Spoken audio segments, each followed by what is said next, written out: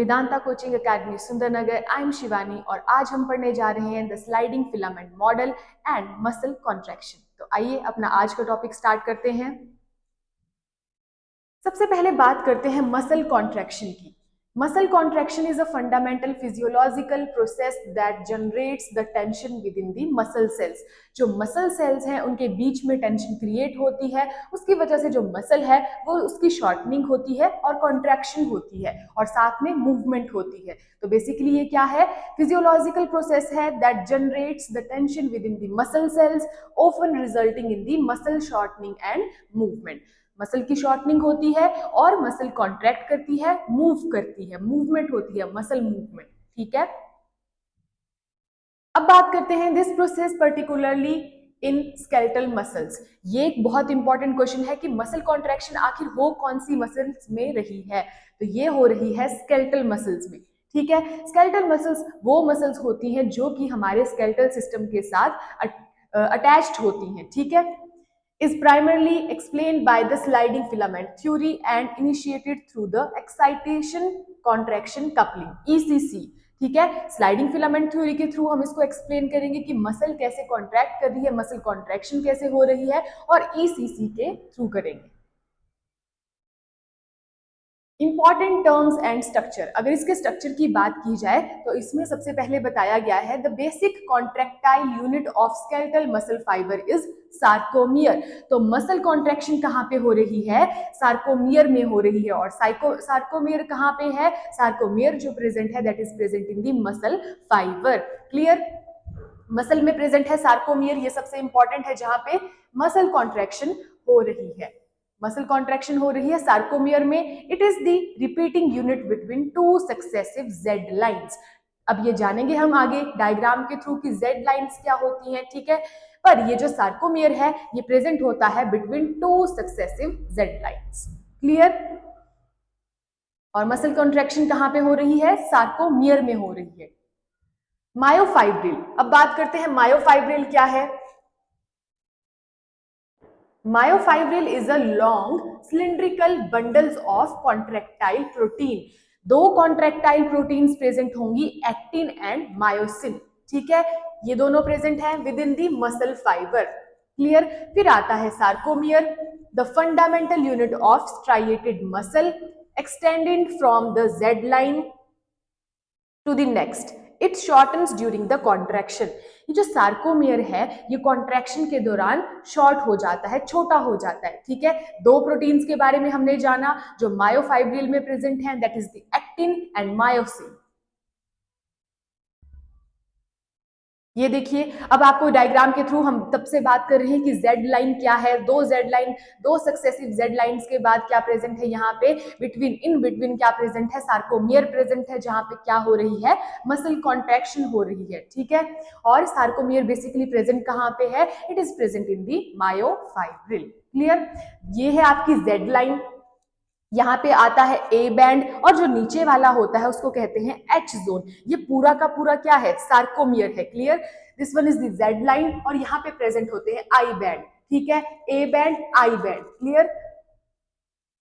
अब बात करते हैं ये जेड लाइन आखिर है क्या। जेड लाइन को हम जेड डिस्क भी बोलते हैं। Structure to which the thin filaments are anchored. जो थिन फिलामेंट्स है, थिन, एक होते हैं थिन फिलामेंट्स, एक होते हैं थिक फिलामेंट्स। जो थिन फिलामेंट्स हैं उनको हम एक्टिन बोलते हैं। ठीक है, ये प्रेजेंट होते हैं कहां पे? जेड लाइन में।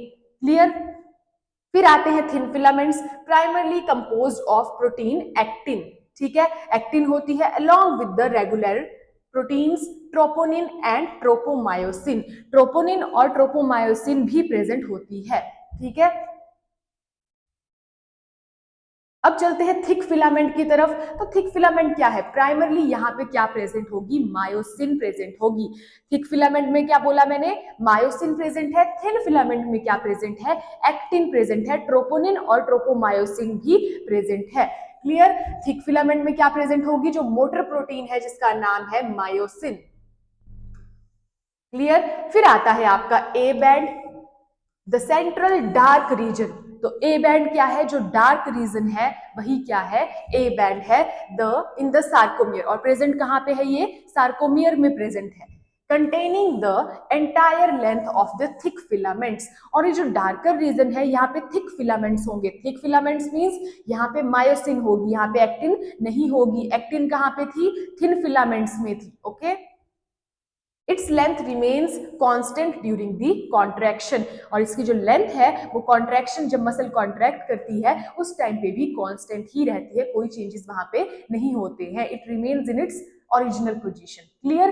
तो हमने जाना कि थिक फिलामेंट्स क्या हैं और थिन फिलामेंट्स क्या हैं। जो थिन फिलामेंट्स हैं उनको हम एक्टिन कह रहे हैं, और जो थिक फिलामेंट्स है वहां पे क्या प्रेजेंट है? मायोसिन प्रेजेंट है। क्लियर? ए बैंड में क्या प्रेजेंट होंगे? Thick filaments. क्लियर? और जो अपनी पोजीशन जो है कांस्टेंट रखते हैं, लेंथ। आई बैंड की अगर बात करें, एक आ गया देखिए हमारा ए बैंड था, एक आई बैंड है। अब आई बैंड क्या है? लाइट रीजन है। ए बैंड क्या था? डार्कर रीजन था। और वहां पे किस चीज के बैंड्स प्रेजेंट थे? वहां पे मायोसिन के थे, जो कि कैसी है? थिक फिलामेंट है। ठीक है, अब बात आती है आई बैंड की। The lighter reason containing only thin filament. यहाँ पे क्या प्रेजेंट होंगे? थिन फिलामेंट्स प्रेजेंट होंगे। और हमें पता है कि थिन फिलामेंट्स कौन से हैं? थिन फिलामेंट्स है यहाँ पे एक्टिन। पर इन्होंने एक बात बताई, जो ए बैंड था वो डार्कर रीजन तो था, वहां पे क्या प्रेजेंट थे? थिक फिलामेंट्स, जिनको हमने मायोसिन बोला है। लेकिन जब मसल कॉन्ट्रैक्शन होती है तो वो क्या करते हैं? वहां पे वो अपनी लेंथ को कांस्टेंट ही रखते हैं। लेकिन जो हमारा आई बैंड यहाँ पे प्रेजेंट है हमारे थिन फिलामेंट्स एक्टिन, और ये क्या करते हैं? मसल कॉन्ट्रैक्शन के दौरान अपनी लेंथ को शॉर्टन कर लेते हैं। क्लियर? फिर आता है H zone, the central region of the A band containing only thick filaments. जो सेंट्रल जो रीजन है वहां पे प्रेजेंट होता है ये एच जोन, और यहाँ पे सिर्फ और सिर्फ क्या प्रेजेंट होंगे? Thick filaments. That means myosin ही प्रेजेंट है। Clear? It disappear when the muscle is fully contracted. और जब मसल पूरी तरीके से कॉन्ट्रैक्ट हो जाती है तो ये जो डार्कर रीजन है ये प्रॉपरली क्या हो जाता है? डिसअपियर हो जाता है। अब बात करते हैं सार्कोलेमा क्या है। सार्कोमियर तो हमने जान लिया कि सार्कोमियर में क्या प्रेजेंट है? एक्टिन और मायोसिन प्रेजेंट है। ठीक है, फिलामेंट प्रोटीन्स जो है वो प्रेजेंट है। और जो सार्कोमियर है वो बेसिकली मायोफाइब्रिल में प्रेजेंट है। ठीक है, अब जानते हैं सार्कोलेमा क्या है। Sarcolemma the plasma membrane. Lemma से आपने याद रखना है, यहाँ पे प्लाज्मा मेम्ब्रेन प्रेजेंट है of muscle fibre, conducts the action potential, जिसको हम एपी भी कहते हैं। इंपल्स को कंडक्ट करेगी ये। ठीक है, ये जो सार्कोलेमा है यहाँ पे प्लाज्मा मेम्ब्रेन प्रेजेंट है मसल फाइबर के अंदर, और ये किस चीज को कंडक्ट करने का काम कर रही है? एक्शन पोटेंशियल, जिसको हम इंपल्स भी कहते हैं। क्लियर? फिर आती है सार्कोप्लाज्मिक रेटिक्यूलम, जिसको हम एसआर बोलते हैं। ये जो टर्म्स है ये बहुत इंपॉर्टेंट है। आगे जब हम स्लाइडिंग फिलामेंट थ्योरी को स्टडी करेंगे, मसल कॉन्ट्रैक्शन को हम प्रॉपरली मैकेनिज्म को स्टडी करेंगे, उस टाइम पे आपको ये टर्म्स यूज होंगी कि एसआर क्या है? Sarcoplasmic reticulum. ये चीज आपने याद रखनी है। एस से हम डिनोट कर रहे हैं सार्कोलेमा को। एच बैंड क्या है? आई बैंड क्या है? ये चीजें आपको अब क्लियर होनी चाहिए, तभी हम पहले स्ट्रक्चर के बारे में जान रहे हैं। ठीक है, sarcoplasmic reticulum specialised endoplasmic reticulum है ये। ठीक है, ईआर है ये। Clear? In the muscle cells पर प्रेजेंट कहां पे है? मसल सेल्स के अंदर प्रेजेंट है। और इसके अंदर क्या प्रेजेंट है? It's terminal cisternae store high concentration of calcium ions. और जो इस एंडोप्लाज्म, हमने जाना है कि जो एंडोप्लाज्मिक रेटिक्यूलम होती है उसके ऊपर सिस्टर्ने भी प्रेजेंट होते हैं। तो जो सिस्टर्ने है इस सार्कोप्लाज्मिक रेटिक्यूलम के, वहां पे क्या प्रेजेंट होगी? वो किस चीज का स्टोरेज का काम कर रही है? वो स्टोर कर रही है कैल्शियम आयंस का। क्लियर?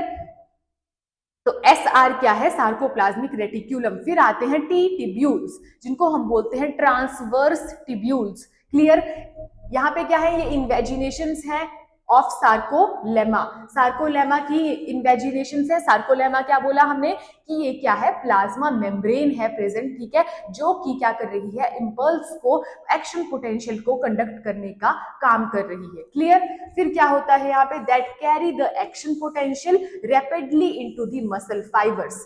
ठीक है, ये क्या करती है? एक्शन पोटेंशियल को कैरी करती है और कहां लेकर के जाती है? ये लेकर के जाती है मसल फाइबर में।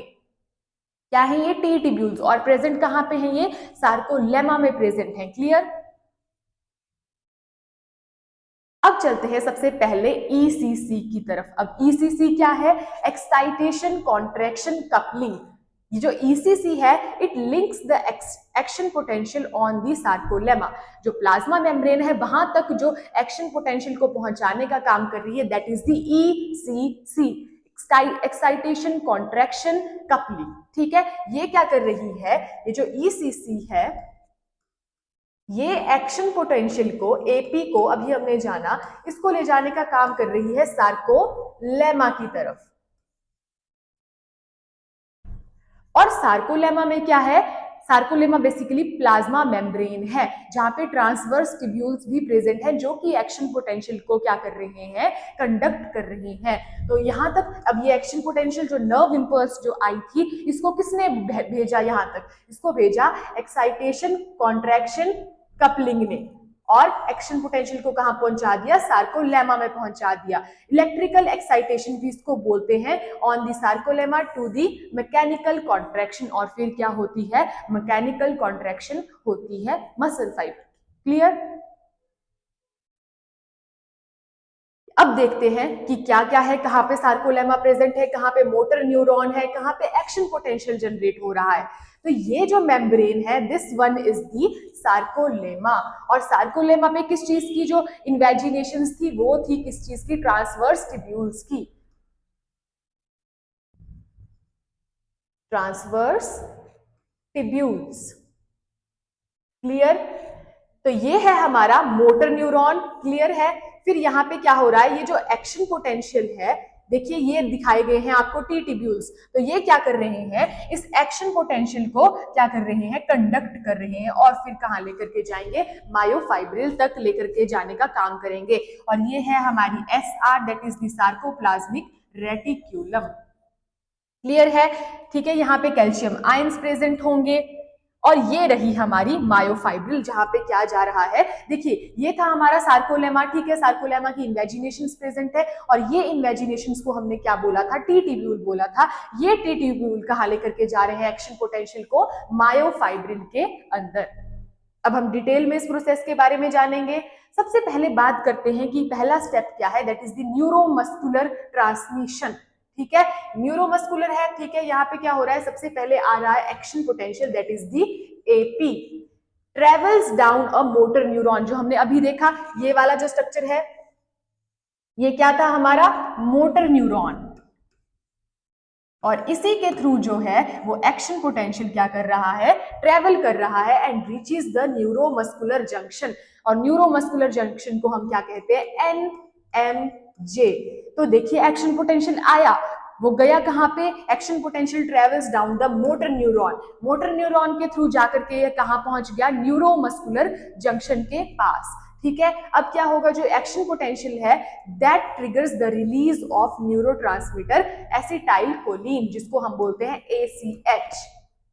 एसिटाइल कोलिन ए को ये क्या करेगा? रिलीज करेगा। फिर फ्रॉम द न्यूरॉन टर्मिनल, जो न्यूरॉन का जो टर्मिनल है, टर्मिनल मीन्स ये वाला जो पार्ट है, यहां से क्या रिलीज होगा?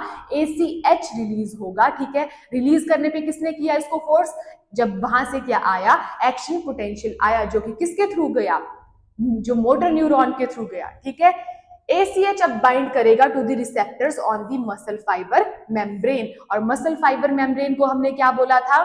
सार्कोलेमा, जो कि प्लाज्मा मेम्ब्रेन है। वहां पे जाकर के जो ACH है, एसिटाइल कोलिन है, ये बाइंड कर जाएगा किसके साथ? रिसेप्टर्स के साथ। जो रिसीव करते हैं, रिसेप्ट करते हैं, उनको हम रिसेप्टर्स कहते हैं। क्लियर? अब चलते हैं मसल फाइबर एक्साइटेशन की तरफ, क्योंकि अब जो एक्शन पोटेंशियल था वो कहां पे पहुंच चुका है? मसल फाइबर मेम्ब्रेन सार्कोलेमा के पास पहुंच चुका है, रिसेप्टर्स के साथ अटैच होने के लिए। क्लियर? अब ये क्या आता है? दूसरा स्टेप आता है मसल फाइबर एक्साइटेशन। जो ACH जो बाइंडिंग है वो ओपन कर देती है लिगेंड गेटेड आयन चैनल्स को, causing an influx of sodium ions. अब ये जो ACH था, ये वहां पे मसल फाइबर मेम्ब्रेन सार्कोलेमा के पास जाकर के रिसेप्टर्स के साथ अटैच हो गया, और इसने क्या किया? सोडियम आयंस का इन्फ्लक्स कर दिया। एंट्री, इनफ्लक्स मींस अंदर की तरफ, ठीक है। Na पॉजिटिव जो आयंस है विच डीपोलराइजेस द सार्कोलेमा, और ये डीपोलराइज करेंगे, पोलराइज नहीं करेंगे, डीपोलराइजेशन करेंगे किसकी, सार्कोलेमा की। और सार्कोलेमा क्या है, muscle fibre membrane, clear. This depolarization generates a muscle action potential, MAP, muscle action potential. अब ये जो क्या है, यहाँ पे जो डिपोलराइजेशन हुई, डिपोलराइजेशन बेसिकली कैसे हुई, एक बार फिर से जानते हैं। ACH था, एसिटाइल कोलिन एंजाइम जो था वहां पे, वो क्या हुआ, वो आया, उसने रिसेप्टर्स के साथ बाइंड किया, ठीक है। बाइंड करने के बाद क्या हुआ, उसने जो Na पॉजिटिव जो आयंस थे उनका इन्फ्लक्स करवा दिया, जिसको हम क्या कह रहे हैं, डिपोलराइजेशन बोल रहे हैं। और ये डिपोलराइजेशन क्या क्रिएट करती है, मसल एक्शन पोटेंशियल, ठीक है। अब ये जो AP है, it is quickly propagated along the sarcolemma, और फिर वो डीप कहाँ चला जाएगा, मसल फाइबर के अंदर, किसके थ्रू, हमने जब पढ़ा था सार्कोलेमा के बारे में, तो सार्कोलेमा में क्या प्रेजेंट थी, इन्वेजिनेशंस प्रेजेंट थी ट्रांसवर्स ट्यूब्यूल की, तो उसके थ्रू होते होते वो जो एक्शन पोटेंशियल है वो कहाँ चला जाएगा, मायोफाइब्रिल के अंदर चला जाएगा, मसल फाइबर के अंदर चला जाएगा। Myo word is related with the muscle, clear है। अब चलते हैं थर्ड की तरफ कि कैल्शियम आयंस का रिलीज कैसे हो रहा है। अब एक्शन पोटेंशियल कहां पहुंच गया है, एक्शन पोटेंशियल पहुंच चुका है हमारे मसल फाइबर के पास। अब हमने देखना है कि आगे क्या होता है। तो जो एक्शन पोटेंशियल है वो किसके थ्रू ट्रेवल किया वो ट्रांसवर्स ट्यूब्यूल्स के थ्रू, और that is detected by the voltage sensitive receptors called as the dihydropyridine receptor, DHPRS। अब ये जो एक्शन पोटेंशियल है इसको डिटेक्ट करने का काम कौन कर रहा है, डाई हाइड्रोपाइरिडीन रिसेप्टर्स। और ये जो DHPRs हैं ये मैकेनिकली लिंक्ड होते हैं किसके साथ, हमारे रायोडिन रिसेप्टर्स के साथ, IYRS, on the membrane of the sarcoplasmic reticulum. और ये कहाँ पे प्रेजेंट होते हैं, सार्कोप्लाज्मिक रेटिक्यूलम के ऊपर प्रेजेंट होते हैं, जो कि कैल्शियम आयंस की हमने जब हमने बात करी थी कि जो SR है सार्कोप्लाज्मिक रेटिक्यूलम है, यहाँ पे कैल्शियम आयंस की क्या होती थी, स्टोरेज होती थी, क्लियर है। तो sarcoplasmic reticulum the muscle cells Ca2 positive ions को क्या करेगी, स्टोर करेगी। फिर से एक बार रिकैप करते हैं। सबसे पहले हमने क्या जाना कि जो एक्शन पोटेंशियल था वो कहाँ आया, एक्शन पोटेंशियल ट्रेवल कर गया सार्कोलेमा के थ्रू, और सार्कोलेमा के अंदर क्या थे, सार्कोलेमा के अंदर प्रेजेंट थे T ट्यूब्यूल्स, ट्रांसवर्स ट्यूब्यूल्स, जिसके थ्रू जो एक्शन पोटेंशियल था वो ट्रेवल करके कहाँ आ गया, मायोफाइब्रिल, मसल फाइब्रिल के पास, क्लियर है। अब वहां पे इस एक्शन पोटेंशियल को डिटेक्ट किसने किया, उसको डिटेक्ट किया डाई हाइड्रोपाइरिडीन रिसेप्टर्स, DHPRs ने इसको क्या कर लिया, डिटेक्ट कर लिया, डिटेक्ट हो गया। अब ये जो DHPRs है ये मैकेनिकली लिंक होते हैं किसके साथ, ये लिंक्ड होते हैं RYRS के साथ on the membrane of sarcoplasmic reticulum, ठीक है। अब ये सार्कोलेमा से कहां पहुंच चुके हैं, सार्कोप्लाज्मिक रेटिक्यूलम के साथ वहां पे पहुंच चुके हैं, ठीक है। सार्कोप्लाज्मिक रेटिक्यूलम में हमने क्या जाना था कि ये जो मेम्ब्रेन है, सार्कोप्लाज्मिक जो मेम्ब्रेन है वहां पे सिस्टर्ने प्रेजेंट होते हैं जो कि कैल्शियम आयंस की क्या करते हैं, स्टोरेज करते हैं, क्लियर है। एक्टिवेशन ऑफ दिस कॉम्प्लेक्स, अब इसकी वजह से क्या हो गया, वो कॉम्प्लेक्स क्या हो गया, एक्टिवेट हो गया, और इसकी एक्टिवेशन की वजह से क्या हो जाता है, RYRS जो है वो ओपन हो जाते हैं, leading to the massive and rapid release of stored calcium ions. हमने जाना था जो वहां पे सार्कोप्लाज्मिक जो रेटिक्यूलम है वहां पे सिस्टर्ने प्रेजेंट होते हैं जो कि कैल्शियम आयंस की स्टोरेज करते हैं। अब वहां पे क्या हुआ, जो RYRS थे वो क्या हो गए, एक्टिवेट हो गए, जिसकी वजह से जो स्टोर्ड कैल्शियम आयंस थे वो उनका क्या हो गया, रिलीज हो गया, पर किस तरीके से, रैपिड रिलीज हो गया वहां पे, ठीक है, into the muscle cell cytoplasm, जिसको क्या बोलते हैं, सार्कोप्लाज्म। फिर वो कहां पहुंच गया, सार्कोप्लाज्म में पहुंच गया। एक बार दोबारा से हम इसको जानते हैं। सबसे पहले क्या हुआ कि जो एक्शन पोटेंशियल था वो क्या किया गया, आया वो कहां से, वो आया मोटर न्यूरॉन से, ठीक है, वो आया, फिर उसने क्या किया, ट्रेवल कर गया, वो कहां पे, सार्कोलेमा के थ्रू, और सार्कोलेमा में क्या प्रेजेंट थे, हमारे सार्कोलेमा में प्रेजेंट है इनवेजिनेशंस, किस चीज की, टी टिब्यूल्स की। टी टिब्यूल्स क्या है, ट्रांसवर्स टिब्यूल्स, उसके थ्रू वो नीचे की तरफ ट्रेवल कर गया वहां पे कहां पहुंचा, वो मसल फाइबर के अंदर पहुंच गया वहां पे, ठीक है। अब वहां पे क्या थे, उस एक्शन पोटेंशियल को किसने डिटेक्ट किया, DHRS ने डिटेक्ट कर लिया, ठीक है। डिटेक्ट करने के बाद क्या हुआ, वो जो DHRS है ये कनेक्टेड होते हैं RYRS के साथ, और ये कनेक्टेड होते हैं, इसकी वजह से वहां पे क्या होती है, एक वहां पे ऑलरेडी प्रेजेंट है, दैट इज दी जो सार्कोप्लाज्मिक रेटिकुलम है, SR प्रेजेंट है। अब वो वहां पे प्रेजेंट है, वहां पे सिस्टर्ने प्रेजेंट है। सिस्टर्ने के अंदर क्या हो रहा है, कैल्शियम आयंस का स्टोरेज हो रहा है, और फिर क्या होता है, वही क्या करता है, उसको क्या करता है, एक्साइट कर देता है, जिसकी वजह से क्या होता है, जो कैल्शियम आयंस है उनका रैपिड रिलीज होता है। क्लियर। अब चलते हैं द स्लाइडिंग फिलामेंट थ्योरी, जिसको क्रॉस ब्रिज थ्योरी भी कहते हैं। पेपर पॉइंट ऑफ व्यू से ये बहुत इंपॉर्टेंट है, the muscle contraction and the sliding filament theory. Clear. ECC के बारे में हमने जान लिया कि एक्शन पोटेंशियल कैसे ट्रेवल करता है हमारे सार्कोमियर तक, सार्कोलेमा तक, ठीक है। सार्कोमियर या सार्कोलेमा हम लेमा के थ्रू बोल सकते हैं, ठीक है। नेक्स्ट है the sliding filament theory, the cross bridge cycling जिसको हम बोलते हैं। यहाँ पे क्या हो रहा है, अब वो जो कैल्शियम के जो आयंस हैं वहां पे रिलीज हो चुके हैं, हमने जाना था सार्कोमियर तक वो पहुंच चुके थे, जो कैल्शियम के जो आयंस थे, ठीक है। अब उनका रैपिड रिलीज हो रहा था, ठीक है। The released calcium ions initiates the physical sliding. अब पता चला ये चीज की ये लिंक्ड कैसे है एक दूसरे के साथ, जो ईसीसी है, अब उसने क्या किया, जो फाइनल चीज जो करी उसने क्या किया, जो कैल्शियम के आयंस थे उनका क्या कर दिया, रैपिड रिलीज कर दिया, हो गया। अब वो जो रैपिड रिलीज हुआ है वही कैल्शियम आयंस क्या कर रहे हैं, इनिशिएट कर रहे हैं इस स्लाइडिंग फिलामेंट को, ठीक है। The sliding of the filaments, this process is known as cross bridging cycle, और इसको हम क्रॉस ब्रिजिंग साइकिल भी बोलते हैं। अब पता चला कि ये जो कैल्शियम जो आयंस थे इनका क्या रोल है, ठीक है। तो यही किसको एक्टिवेट कर रहे हैं, ये एक्टिवेट कर रहे हैं the sliding of the filaments. अब जानते हैं की रेगुलेटरी प्रोटीन्स कौन सी हैं, जो हमने स्टार्टिंग में जानी थी, ट्रोपोमायोसिन, मायोसिन के बारे में, तो क्या रोल प्ले कर रही है वो, और साथ में कैल्शियम आयंस भी। ट्रोपोमायोसिन सबसे पहली आई, ट्रोपोमायोसिन ये क्या है, एक रेगुलेटरी प्रोटीन है जो कि रैप होती है किसके अराउंड, एक्टिन फिलामेंट के अराउंड। और एक्टिन फिलामेंट कैसे फिलामेंट्स थे, थिन फिलामेंट्स थे। क्लियर है, ठीक है। तो जो ट्रोपोमायोसिन है वो किसके अराउंड रैप हो रही है, एक्टिन फिलामेंट के अराउंड रैप हो रही है, और ब्लॉक कर देती है किसको, जो मायोसिन बाइंडिंग की जो साइट्स होती हैं उनको ब्लॉक करने का काम कर देती है। ये जो क्या है, tropomyosin sites is in the relaxed muscle, जब मसल क्या होती है, रिलैक्स्ड होती है। तो हमने क्या जाना, जो ट्रोपोमायोसिन है वो क्या करती है, किसके साथ वो क्या कर रही है, रेगुलेट हो रही है, रैप हो रही है, that is the actin filament. अब आती है दूसरी जो कि क्या है, ट्रोपोनिन। एक है ट्रोपोमायोसिन और एक क्या है, ट्रोपोनिन। देखिए नाम क्या है इसका, ट्रोपोमायोसिन है, लेकिन ये रैप किसके साथ हो रही है, एक्टिन फिलामेंट के साथ रैप हो रही है, और किसको ब्लॉक कर दे रही है, जो मायोसिन बाइंडिंग साइट्स है उनको ब्लॉक कर देती है, जब मसल किस में होती है, रिलैक्स्ड पोजीशन में होती है। क्लियर है।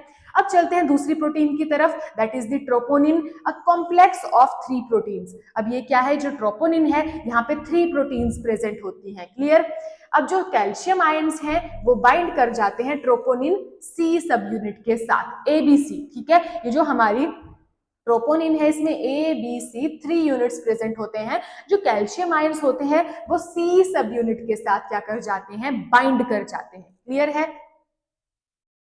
ये देखिए, अब ये है हमारी स्लाइडिंग फिलामेंट थ्योरी। एक बार डायग्रामेटिकली जान लेते हैं, फिर डिटेल में इसको डिस्कस करेंगे।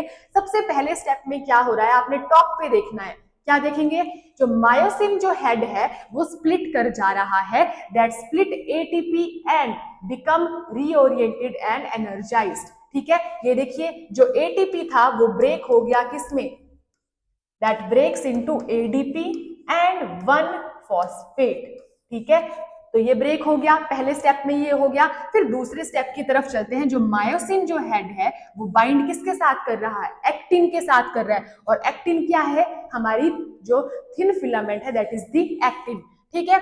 अब एक्टिन के साथ ये क्या कर गए, एक ये रहा हमारा ADP, ये ATP, जो यहाँ पे ब्रेक हो गया था, एटीपी ब्रेक हुआ था किसमें, एडीपी एंड पी में, एडिनोसिन डाइफॉस्फेट एंड फॉस्फेट। ठीक है, वैसे एटीपी क्या होता है, एटीपी होता है एडेनोसिन ट्राइफॉस्फेट, वो टूटा एडिनोसिन डाइफॉस्फेट एंड फॉस्फेट में। ठीक है, अब ये क्या कर रहा है, मायोसिन के हेड के साथ क्या कर रहा है, दिस वन इज दी, ये क्या कर रहा है, यहाँ पे बाइंड कर जाएगा। ठीक है, बाइंड कर गया। अब नेक्स्ट स्टेप में क्या हो रहा है, जो मायोसिन हेड है वो रोटेट कर गया रोटेट, देखिए पहले यहाँ पे था, अब ये ऊपर की तरफ आ गया, रोटेट कर गया towards the centre of the sarcomere, जो सार्कोमियर का जो सेंटर है वहां पे रोटेट कर गया।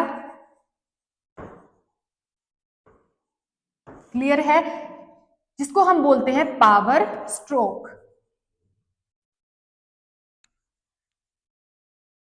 ये बहुत इंपॉर्टेंट चीज है। सबसे पहले एडीपी, जो एटीपी था वो टूटा एडीपी एंड फॉस्फेट में, फिर वो बाइंड कर गया किसके साथ, एक्टिन के साथ बाइंड कर गया, क्रॉस ब्रिजिंग होगी, देखिए इस तरीके से क्रॉस ब्रिजिंग होगी। देन जो मायोसिन हेड था वो ऊपर की तरफ आ गया, जिसको हम क्या कह रहे हैं, पावर स्ट्रोक भी बोल रहे हैं, सार्कोमियर की तरफ आ गया मायोसिन का हेड। अब क्या है, ये जो एटीपी है दोबारा से एटीपी हो गया ये। ठीक है, as the myosin head binds ATP the cross bridging detach from the actin, और जब एटीपी बाइंड कर जाएगा तो ये दोनों के बीच में क्या हो जा रही है, डिटैचमेंट हो जा रही है। फिर दोबारा से प्रोसेस क्या हो जाएगी, दोबारा से प्रोसेस रन करेगी। ठीक है, क्योंकि अब क्या दोबारा से एटीपी बन चुका है, एटीपी दोबारा से क्या करेगा, टूटेगा, मायोसिन हेड के साथ अटैच करेगा, मायोसिन हेड के बाद वो क्या करेगा, सेंटर की तरफ जाएगा सार्कोमियर के, जिसको हम पावर स्ट्रोक बोल रहे हैं। दोबारा से एटीपी बन रहा है और वो क्या करेगा, यहाँ पे डिटैचमेंट होगी मायोसिन की किसके साथ, एक्टिन के साथ, और वो दोबारा से ये प्रोसेस को रेगुलेट कर देगा। Contraction cycle continues it ATP is available. If ATP is available and calcium ion level in the sarcoplasm is high, तो हमने क्या जाना कि कॉन्ट्रैक्शन तब तक कंटिन्यू करेगी जब तक ATP रिलीज हो रहा है। ATP क्या है, basically ATP is the energy. जब तक ATP प्रेजेंट है तब तक ये प्रोसेस चलती रहेगी, कैल्शियम आयंस प्रेजेंट होंगे तब भी ये प्रोसेस चलती रहेगी। क्लियर है, अब हम इसको डिटेल में डिस्कस करेंगे। सबसे पहला स्टेप आता है exposure of active sites, activation, जो पहला स्टेप है क्रॉस ब्रिजिंग का, क्रॉस ब्रिजिंग साइकिल का, that is the activation of जो एक्टिव साइट्स है। ठीक है, तो कैल्शियम आयंस क्या होंगे, रिलीज होंगे। ठीक है, कहां से आए कैल्शियम आयंस, हमारे SR से आए। SR क्या थी, सार्कोप्लाज्मिक रेटिक्यूलम थी, जहां पे सिस्टर्ने प्रेजेंट थे, और सिस्टर्ने किस चीज का स्टोरेज करते हैं, कैल्शियम आयंस का। तो कैल्शियम आयंस वहां से निकले, release from the SR, binds to the troponin C। हमने जाना था जो ट्रोपोनिन है वहां पे 3 सब यूनिट्स प्रेजेंट होते हैं, A, B and C। ठीक है, C के साथ बाइंड कर जाएगी आपकी क्या, calcium ions. This binding causes a conformation change in the troponin tropomyosin complex।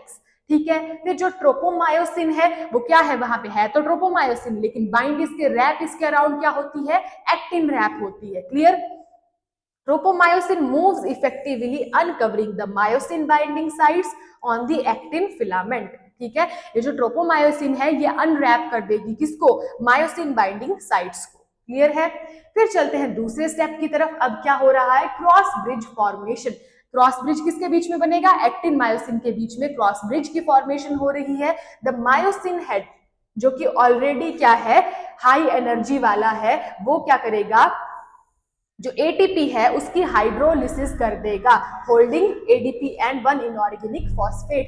Hydrolysis क्या है, हाइड्रोलिसिस मींस ब्रेकेज हो रहा है यहाँ पे। ठीक है, ATP टूटेगा ADP एंड 1 इनऑर्गेनिक फॉस्फेट में, जो हमने पीछे डायग्राम में भी देखा। इस प्रोसेस को चलने के लिए ATP चाहिए और साथ में हमें कैल्शियम आयंस चाहिए। कैल्शियम आयंस कहाँ से मिले, सार्कोलेमा से मिल गए। ठीक है, सॉरी सार्कोप्लाज्मिक रेटिक्यूलम से मिल गए, और हमारा जो ATP है वो आया हमें वहां से मायोसिन हेड से। ठीक है, अब वो टूट गया, उसकी हाइड्रोलिसिस हो गई, क्या हुई, हाइड्रोलिसिस,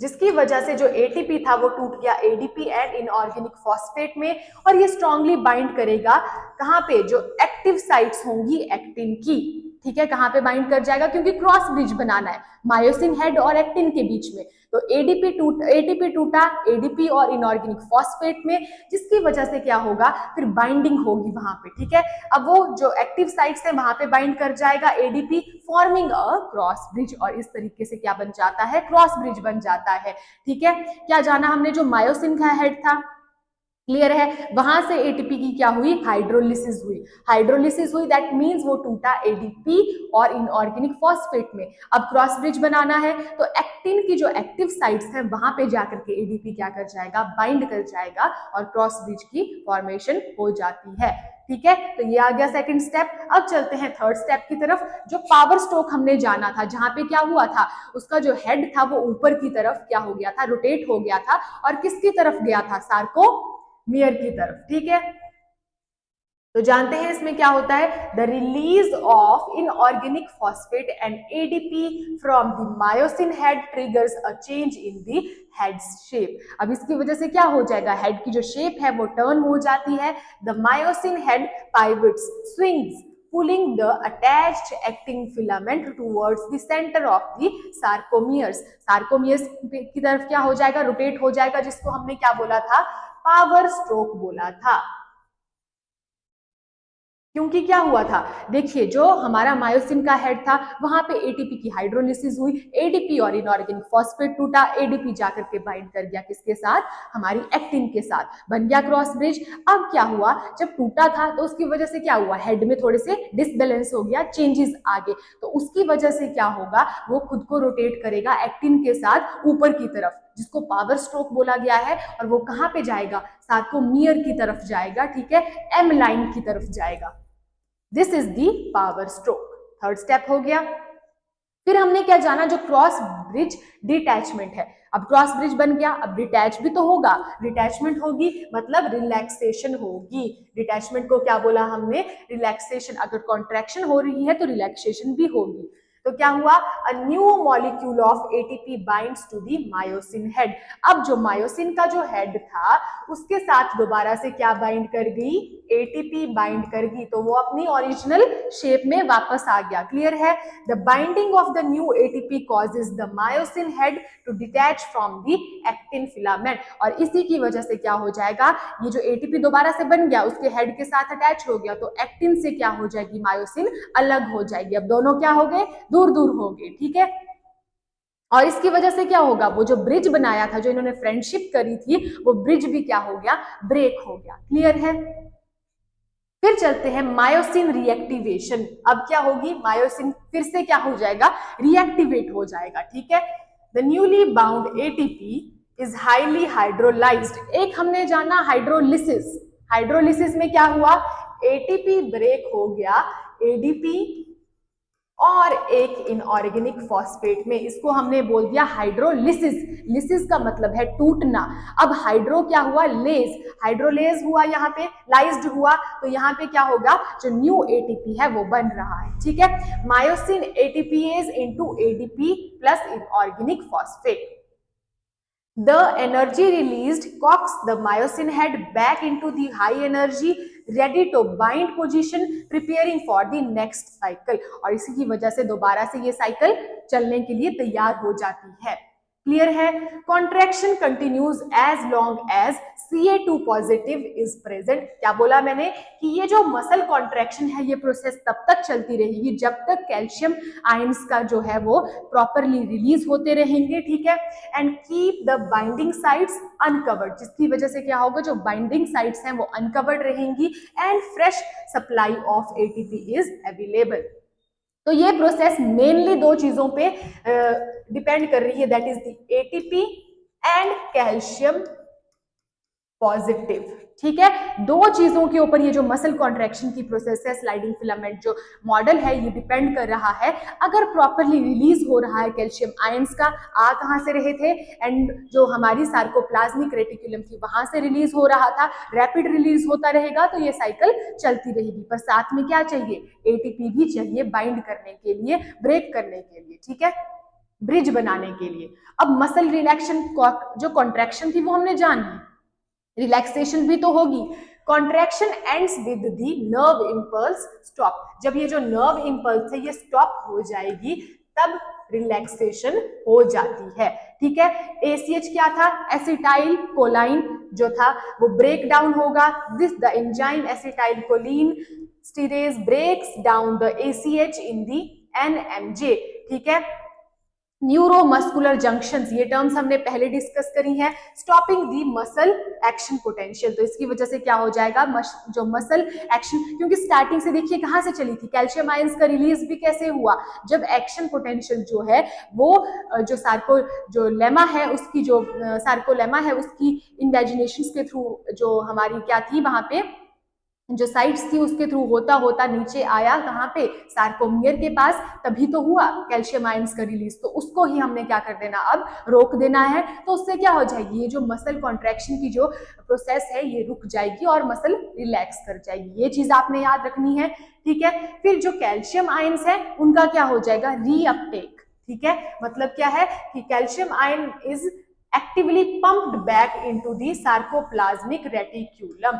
अब सार्कोप्लाज्मिक रेटिक्यूलम ही क्या कर रही थी, कैल्शियम आयंस का रिलीज कर रही थी। अब हमने मसल को रिलैक्स करवाना है, तो जो कैल्शियम आयंस है उनको दोबारा से क्या करवाएंगे, हम रीअपटेक करवाएंगे actively by the CA positive and ATPase pumps, this requires ATP।